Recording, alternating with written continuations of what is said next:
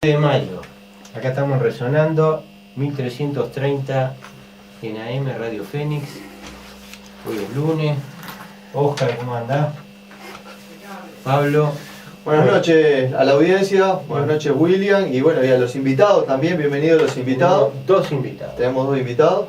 Empezamos primero por el compañero del colectivo de lucha por la tierra, Richard. Buenas noches. Richard Martínez Buenas noches. de Santa Catarina. De Santa Catalina, y aparte también está en el tema de la pesca artesanal, ¿verdad? Sí, ahí. Y estamos con... Sí. Cada vez menos, ¿no? Digo, hay que aclarar eso porque... Sí, cada vez menos pesca. Claro. Y estamos con Rafael Fernández de... Partido Partido de los Trabajadores, Trabajadores. Que viene a hablar un poco de sus preparaciones para las elecciones internas. Y bueno, empezamos con Rafael. ¿Sí? Y decí un poco, Rafael, ¿a qué te dedicas tú? Soy trabajador bancario del Banco de Seguro del Estado. Bancario. Sí, del Banco de Seguro del Estado, de la minoría a nivel sindical que ha luchado contra la posición oficialista de la mayoría de AEU. Integro el Consejo Banco Oficial, integro la Comisión Representativa del Banco de Seguros y soy suplente incluso del Consejo Central de AEU. Tantos lugares reflejan también un poco falta de, el bajón de militancia que hay, en gran parte por la política también de las mayorías sindicales que han vaciado los sindicatos en esta etapa, ¿no? ¿Qué iba a decir? ¿De 810? No. Sí, o sea, yo en realidad la integro desde sí, estamos en un acuerdo con la 810 y con otros compañeros. En realidad la última que nos presentamos fue con el número 639, todos juntos, que reflejaba 639U, se lee de una manera que lo escribíamos como GEPU, que es una reivindicación muy importante del gremio, que era una escala de corrimiento salarial, de mejora salarial, que el gobierno de Mujica atacó, ¿no? Nosotros tuvimos un conflicto muy largo en la Banca Oficial, más de 1 año y medio, donde durante 5 asambleas ganamos a la mayoría oficialista. Esto para desmentir un poco a aquellos que dicen que no se puede militar en los sindicatos con mayoría oficialista. Es muy duro, atacan realmente las condiciones de los trabajadores en función de defender al gobierno, pero se trata de trabajar sistemáticamente y de lograr una presencia y que los compañeros te reconozcan. Entonces, a veces el argumento de irse del PIT-CNT, irse de los sindicatos, pareciera ser un poco lo de la zorra y las uvas verdes, ¿no? Gente que no puede de alguna manera hacer pie, dice, bueno, nos vamos. Nosotros nos quedamos y hemos dado una lucha sin cuartel contra estas direcciones y ya digo, 5 asambleas seguidas se las ganamos durante 1 año y medio, después de un largo desgaste nos lograron vacunar con un convenio colectivo realmente lamentable, pero bueno, ya habrá momento para recuperarse de todo esto y en gran parte los jóvenes en particular vieron cómo estos dirigentes sacrificaban conquistas de gremio en función de defender al gobierno. Hemos trabajado en algunas cosas puntuales con el pelado Alejandro Gómez, claro, un gran compañero. Y por eso te preguntaba, pero yo no sabía. Sí, somos muy compinches con el pelado Gómez. Bueno, no sé, ustedes nos habían pedido para venir al programa hace tiempo, ¿no? Sí. Y yo el otro día en la marcha me encontré con una de las compañeras y Noemí. le digo a Noemí, bueno, dale, vengan. Y un poco pienso que quieren hablar de las perspectivas las internas. Vamos a perdonar una cosa que no cumplimos con el ritual, pero el ritual tiene significado práctico. Y La vía de comunicación. Mensaje de texto por el... 099-600-289. Repetimos. 099-600-289. Y bien, y los mensajes que tenemos acá, Oscar, que tiene la gentileza de anotarlo, por el 2409-0837, y después la información, como siempre, está en el blog, que buscan Resonando en Fénix, o si no, escriben la dirección ahí en la barra del navegador, www.resonandoenfenix.blogspot.com. Y después los videos los estamos levantando sistemáticamente en el canal de YouTube, que es Resonando 2013. Ahí tienen todos los videos que están indexados y esta noche vamos a ver si lo intentamos levantar, el otro día dependiendo de la velocidad y del internet. Si no está hoy, si no estará para mañana, estará para el miércoles. Bueno, brillante. Creo que ya cumplimos con el ritual. No, así y que- agradeciendo siempre a los compañeros de distintos blogs que lo están levantando, como el compañero del blog El Muerto, que siempre lo levanta sistemáticamente, que estamos ahí, y otros compañeros más, ¿no? Que están reproduciendo. Sí, alternativa. Y otro compañero de Alternativa también que lo... Bueno, bueno, dale, Rafael. Bueno, Ah, no. el tema es así. Nosotros creemos que hay una situación a nivel popular después de haber recorrido una experiencia con dos gobiernos del Frente Amplio de cierto grado de hastío, de bronca, de desgaste de estos gobiernos, pero se trata de no simplemente quejarse, sino intentar abrir una superación política. En ese sentido, el Partido de los Trabajadores interviene en las elecciones buscando generar eso, es decir, buscando testear en qué medida esto es así, esto es posible. Para nosotros es muy difícil esta intervención porque, por ejemplo, para presentar un lema hay que tener más de 1.200 firmas. Nosotros en 2 meses juntamos 2.200 firmas. Después hay que juntar convencionales, candidatos para la convención, para las elecciones internas, son más de 500 como mínimo. Nosotros tenemos casi 600 candidatos a la convención, que obviamente no son todos militantes del Partido de Trabajadores, y mucha gente dio su firma para que pudiéramos ir adelante. Y después ahora viene la elección interna, y después viene la convención que hay que reunirla con un quórum mínimo, y bueno, y recién después de pasar todo eso uno llega a poder ir a discutir en octubre todo lo demás. Pero son desafíos interesantes porque te obligan a llevar adelante una lucha muy tenaz, y en ese sentido a superarte y a lograr convocar a otros compañeros. Y eso es de alguna manera la virtud de intervenir en una elección también, ¿no? Es decir, en primer lugar levantar un programa independiente, un programa político que entendemos que debe ser de la clase obrera, de los trabajadores, y no más estos programas de colaboración de clase, de sometimiento a distintas variantes de la clase explotadora. ¿Tá? Es decir, incluso los pequeños propietarios, los pequeños capitalistas o los pequeños productores rurales, ¿no? Que tendrán sus reivindicaciones, y en la medida que uno pueda confluir con ellas, siempre que no abandone el programa propio de la clase obrera, está todo bien. Pero nosotros creemos que hay que colocar una perspectiva estratégica, que es que hay una crisis del capital a nivel mundial, una crisis capitalista, y esto plantea la necesidad de la superación del capitalismo. Es decir, la idea de desarrollos capitalistas autónomos en América Latina, que ya hubo muchas experiencias históricas en el pasado, es una idea que no va a ningún lado. Es decir, los propios países que desarrollaron más cierto grado de independencia frente al imperialismo están ante una crisis descomunal. Es decir, no pueden abrir una salida en términos capitalistas. Y por sus características de clase de los partidos y los movimientos que están detrás de estos gobiernos, tampoco pueden ir a un planteamiento socialista. Es decir, están en un impasse histórico, y no puede, esto lo vivieron ya el MNR boliviano, el peronismo, con distintas variantes, porque no son todo lo mismo, el PRI mexicano, una cantidad de movimientos que en algún momento fueron muy importantes. Es decir, algunos se expropiaron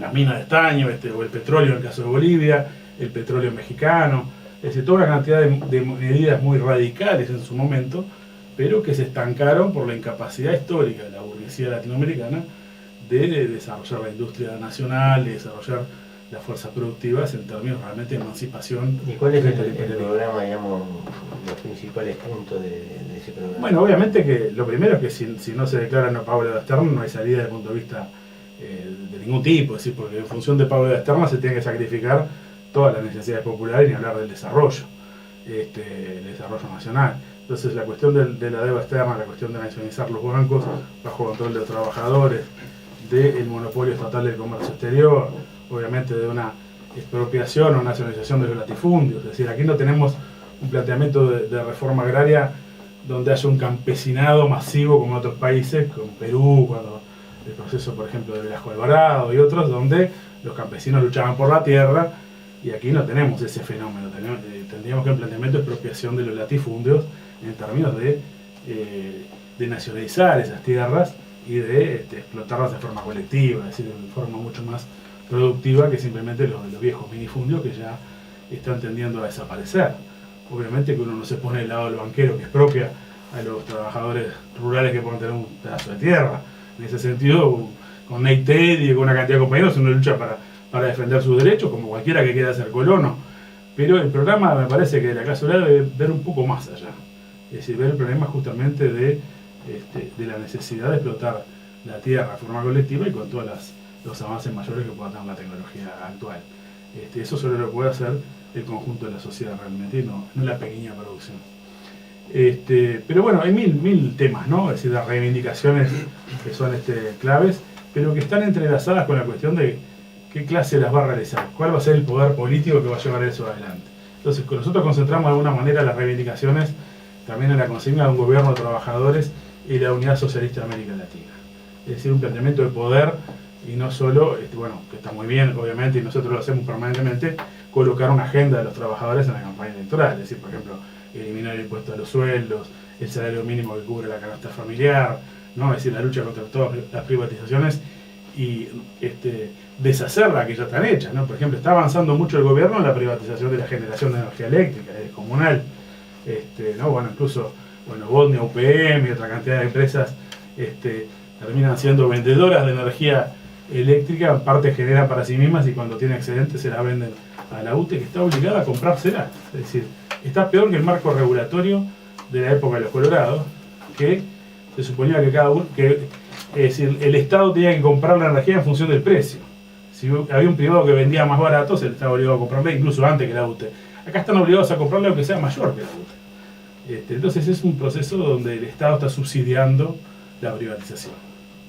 Y bueno, lo de Aratiri es una reivindicación muy importante. Nosotros estamos a muerte con la campaña por el plebiscito. Ahora, pero una pregunta. Por ejemplo, ¿no? A lo mejor lo tienen planteado, a lo mejor no. ¿Qué harían ustedes, por ejemplo, con UPM y con Monte del Plata, la pastera, que Monte del Plata va a empezar a funcionar entre unos días, no está funcionando, pero ¿qué piensan? Bueno, pero obviamente se trata de cómo el conjunto de la clase obrera, de la sociedad, de los trabajadores, se apropia de eso en primer lugar. Lo primero que está planteado es la nacionalización, bajo control de los trabajadores. ¿En qué se utiliza esos recursos, esas fuerzas productivas instaladas? También es una cuestión de discusión colectiva. Nosotros tuvimos mucho contra UPM y contra Monte del Plata, etcétera, pero no tanto por el lado contaminante, que era una discusión puntual. Allí estaba asociado todo un proyecto que era la forestación masiva, bueno, es decir, los latifundios forestales que tenemos hoy son descarados, y que llevaba, por lo tanto, a subordinar a la producción un planteamiento de plantaciones casi como del siglo XIX, ¿no? Es decir, un planteamiento que en realidad no era de desarrollo nacional. Además de que trataba en función de exportar la pasta de celulosa, es decir, de eso no queda nada prácticamente aquí. Entonces nosotros hicimos una crítica sobre todo del aspecto económico del problema. Obviamente que también uno tiene que colocarse en el terreno ambiental, y por lo tanto, bueno, en qué medida da garantías o no, etcétera. Pero para nosotros, antes que eso estaba el problema de, esto es una multinacional que viene a saquear el país y que viene a establecernos un modelo económico, ¿no? y a colocarnos en ese terreno. Y lo de Aratiri en ese sentido es igual. Y si nosotros estamos a favor de historizar el hierro, hay un texto muy interesante de Biantrida del año 62, el hierro es nuestro se llama, que uno no quiere decir que exactamente diga lo mismo hoy en día, pero básicamente dice, bueno, el hierro hay que neutralizarlo, hay que extraerlo y neutralizarlo. No se trata de plantearse un poco ese eslogan del Uruguay natural, que no es real, porque qué naturalidad tiene la soja masiva que tenemos. Es decir, la contaminación del glifosato, una cantidad de cosas que están pudriendo la tierra. Te voy a decir una cosa. O el agua. Salís en invierno, en una noche de esa fría de invierno, no, hijo, es una noche húmeda y sin frío, ¿no? Pero una noche de esa fría, seca de invierno, en el Prado en particular, y hay una contaminación. Claro, bueno, en cualquier barrio de Montevideo. Sin duda, La Teja. Yo digo el Prado, yo vivo en el Prado. Bueno, La Teja, ¿no? Y hay una contaminación brutal, ¿no? Y no hay ninguna transnacional, No, somos los uruguayos de a uno con la estufa. Como dice Rafael, el plomo, el tema de la pandemia donde viven los más pobres, los niños, en los cantegriles eufemísticamente hechos asentamientos, no se solucionó. Para nada. No, sin duda, el tema de la contaminación es mucho más amplio que el problema de las multinacionales. Lo que pasa es que aquí hay, de alguna manera, que detrás del planteamiento que venga una multinacional hay un cuento chino, ¿no? Es decir, te venden el cuento de que con eso va a haber puesto de trabajo, va a haber esto, va a haber lo otro, y al final lo que hay simplemente es una entrega nacional y un sometimiento. Entonces, eso es lo que más indigna de todos estos procesos. Pero bueno, en el caso de Aratiri, yo iba al planteamiento justamente de que puede haber otra forma de explotar esto, pero en términos nacionales, es decir, en términos de que sea el Estado y que sea bajo control de los trabajadores de la sociedad para que no sea... Y en otra escala, ¿no? Porque esa escala, por supuesto, porque esa escala solo tiene sentido en función del mercado chino. 18 millones de toneladas anuales de mineral concentrado es una cosa Descabellada. una locura. O sea que yo le quiero hacer una preguntita a Rafael. Tú, Rafael, decís nacionalización, ¿no? Igual que, por ejemplo, con la parte de tierras y expropiación de latifundio con nacionalización. Y una de las cosas que nosotros reivindicamos, ¿no?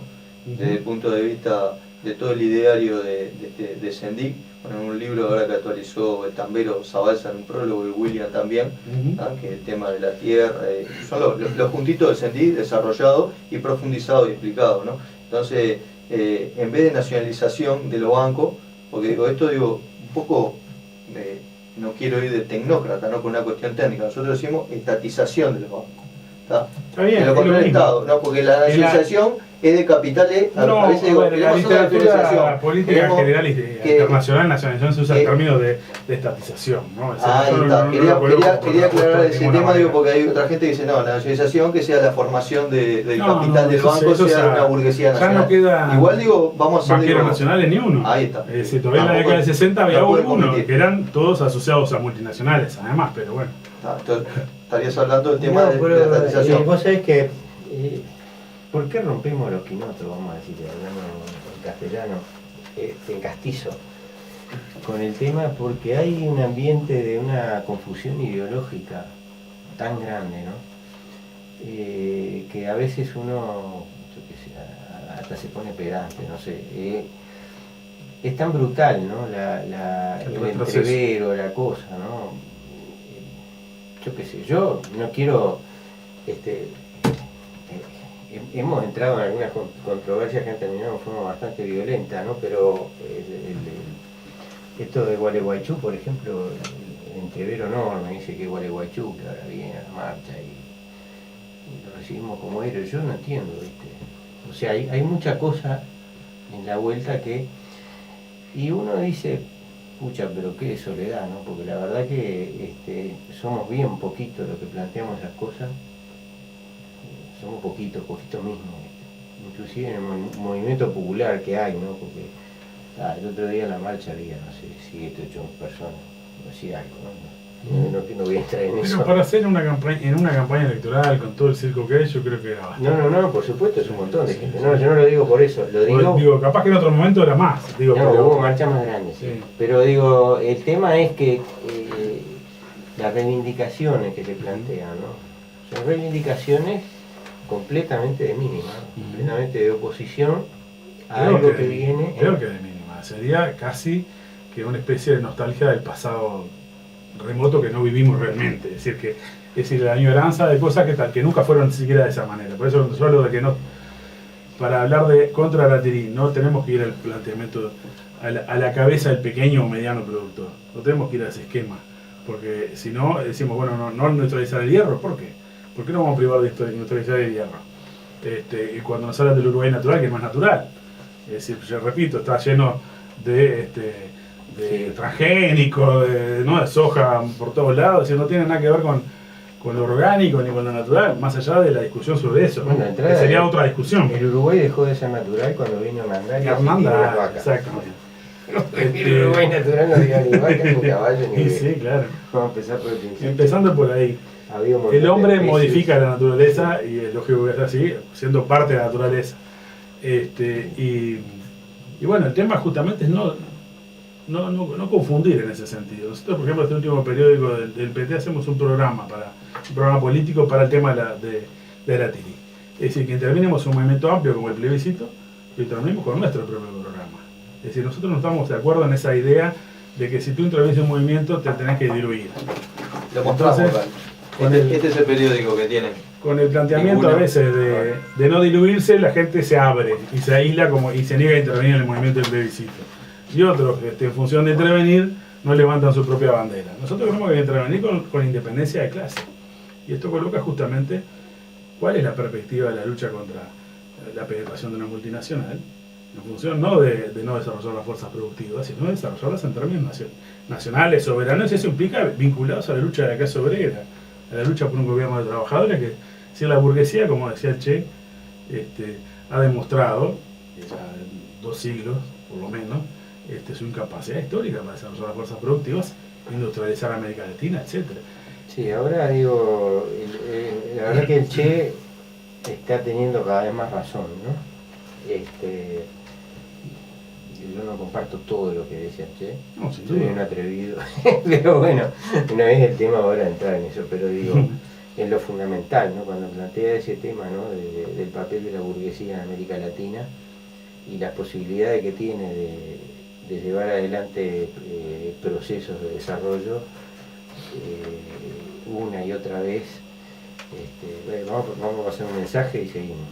Hola, si alguna duda le quedaba a los frenteamplistas de a pie sobre este fraude amplio que ya es un partido de derecha más, no digan que le tiene miedo a la derecha que se viene, porque ya está instalada con este gobierno. Fuera la Tirí y este gobierno traidor. Saludos, Juan de Sauce. Bueno, Saludos le mandamos a Juan. Y sí, había que pasar la foto de hoy, ¿no? Oh. Los dos presidentes. Oscar se agarra la cabeza. Bueno, los dos presidentes, si alguien tenía dudas. ¿Quién fue el único que faltó, Oscar? Faltó el negro Amodio, y con Mujica ya estaba. Cartón lleno, lotería. Y sí, el Che decía, porque tú hablabas de los gobiernos, pienso que te estabas refiriendo a los procesos que están sucediendo en Venezuela, en Bolivia, en Ecuador. En Argentina y en Argentina. Sí, Y el Che tuvo esa experiencia que él fue a Bolivia en el 53, tuvo el impacto de que un gobierno que había surgido una revolución, porque la revolución del 52 fue una revolución armada, donde el ejército se pulverizó, había milicias obreras o milicias populares, y el gobierno estaba recibiendo a un representante de Estados Unidos, creo que era Eisenhower o no sé quién en ese momento, y él tuvo ese impacto. Después en el 54, cuando Guatemala, ¿no? Y tiene la expectativa que Jacobo Arbenz arme al pueblo para enfrentar el golpe de Estado y la invasión yanqui, y ve que no. Pero en Bolivia es increíble porque estaba el pueblo armado. Estaban los mineros armados y los campesinos armados.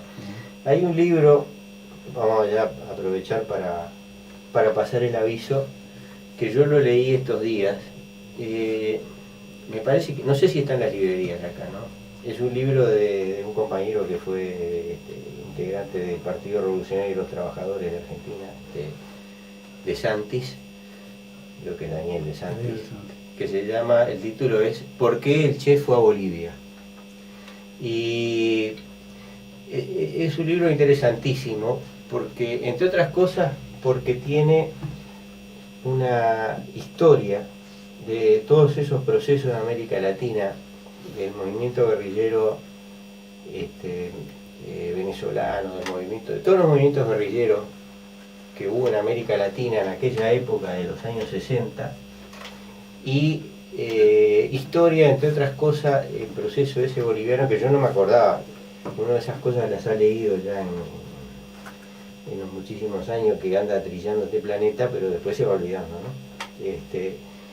Y yo no me acordaba, ¿no? Cuando vi eso digo, pero es impresionante esa historia, ¿no? Estaban los obreros, tenían el poder. O sea, habían destruido el ejército, habían quedado, el ejército estaba desbandado. Pero se lo entregaron a los burgueses. O sea, claro, y se lo entregan a Paz Zamora, y Paz Zamora empieza a dar vueltas para acá y para allá, para allá y para acá, y a los 3 o 4 años se produce la contrarrevolución, masacran y desarman al movimiento minero y a los campesinos, y todo vuelve a cosa, y ya nos empezamos a acercar al momento de que el Che va a Bolivia a fines de 1966, ¿no? Bueno, dale, sí, te cortamos ahí, pero... No, pero me pero parece que está bueno estamos porque... más o menos la misma onda. Claro, está bueno porque me parece que hay que hacer no se trata de simplemente que uno diga lo que uno cree, sino de hacerlo a la luz de la experiencia que recorrió el pueblo en América Latina, la clase obrera, los trabajadores, los campesinos, porque en general han sido pueblos que han generado una lucha descomunal, es decir, pocos pueblos han luchado tanto como los latinoamericanos. Y sí, seguramente cada uno verá que luchó mucho, pero estos ejemplos de la revolución boliviana, es decir, la revolución centroamericana, la revolución sandinista, es decir, la revolución sandinista que fue liquidada increíblemente por los mismos que la llevaron adelante. O sea, cómo fue que un programa político que era que no podía ser Nicaragua otra Cuba, llevó a la idea esta de que había que tener una burguesía nicaragüense que desarrollara las fuerzas productivas. Hizo un esquema que era del viejo menchevismo ruso, después el estalinismo lo recicló. Entonces estas fuerzas realmente fueron nefastas para el proceso revolucionario de América Latina. A ver, pregunta, estos que fueron a Estados Unidos para no dejar mal parada a la embajadora, ¿son los mismos que mataron a Mitrione? Inocencio. ¿Y sí? Salud de inocencia. Inocencio siempre manda en los No es comentarios. muy inocente el comentario de inocencia. No, sí. Cualquier cosa menos inocente. Hace un tiempo los escucho y los diagnósticos me conforman, pero faltan los tratamientos. ¿Cuál es la opción? ¿Dónde se ubican políticamente? Abrazo, el Gaita. Saludo al Gaita. Ay, Gaita. Bueno, y bueno, yo creo que acá, por lo menos desde el punto de vista programático, creo que la cosa es clara, ¿no? Nosotros, pienso que el amigo se refiere a los, entre comillas, dueños del programa, sea Pablo y a mí, ¿no? Y no a los invitados. Sobre los invitados hay uno que evidentemente integra un partido político, no puede tener duda Gaita, ¿no? Y sobre nosotros, por lo menos en el plano programático, creo que tampoco dejamos mucho lugar a dudas, ¿no? Donde estamos ubicados. ¿Tenemos que cortar? No, ¿dónde estás ubicado? ¿Dónde estamos ubicados? Y bueno, siempre, escuchame, que siempre hay que tener la última, la inesperada. Y estamos ubicados con Raúl. Y estamos ubicados con Raúl y con el programa de Raúl que estamos reivindicando. Lo que pasa es que vos querés decir a dónde va por el voto. Bueno, eso vamos a ver, ya lo veremos. Vamos a la tanda. Vamos a la tanda.